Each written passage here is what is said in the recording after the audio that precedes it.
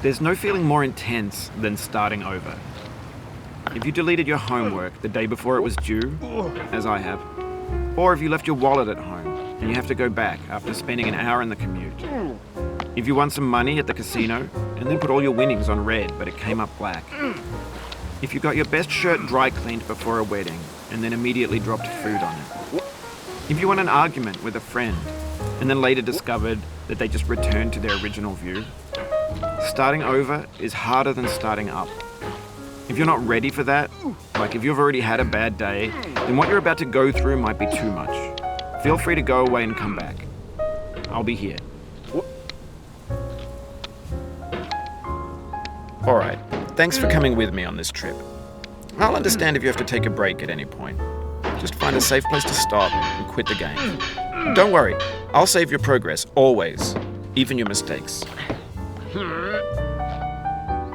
This game is a homage to a free game that came out in 2002, titled Sexy Hiking. The author of that game was Jazzuo, a mysterious Czech designer who was known at the time as the father of B games. And B games are rough assemblages of found objects.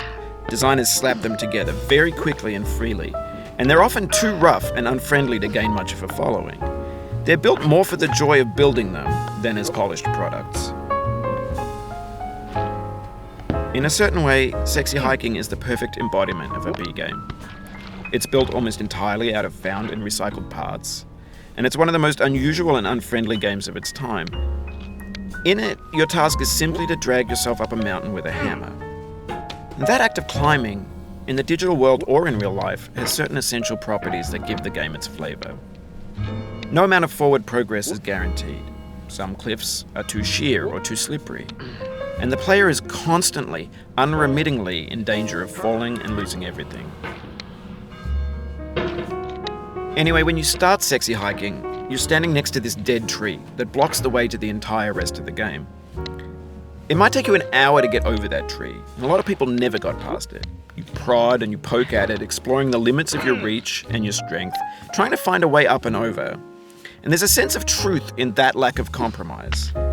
Most obstacles in video game worlds are fake. You can be completely confident in your ability to get through them once you have the correct method or the correct equipment or just by spending enough time. In that sense, every pixelated obstacle in Sexy Hiking is real. The obstacles in Sexy Hiking are unyielding, and that makes the game uniquely frustrating. But I'm not sure Jazzuo intended to make a frustrating game. The frustration is just essential to the act of climbing, and it's authentic to the process of building a game about climbing. A funny thing happened to me as I was building this mountain.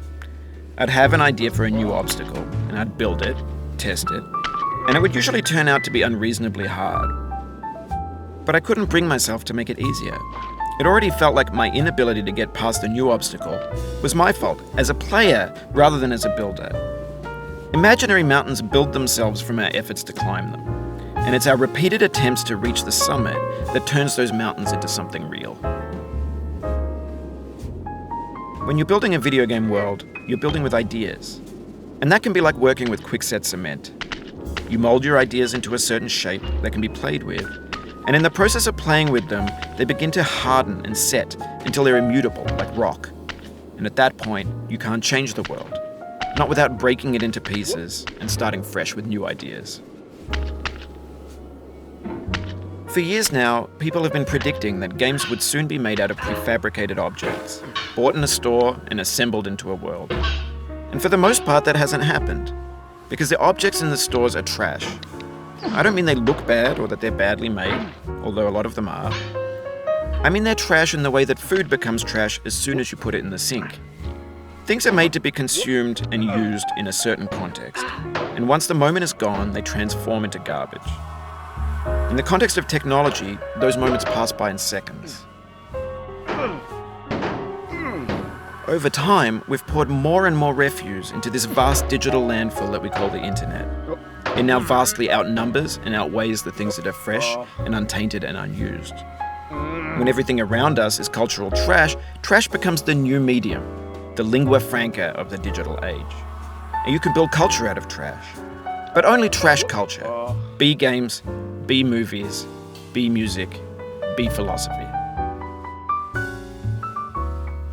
Maybe this is what digital culture is. A monstrous mountain of trash, the ash heap of creativity's fountain. A landfill with everything we ever thought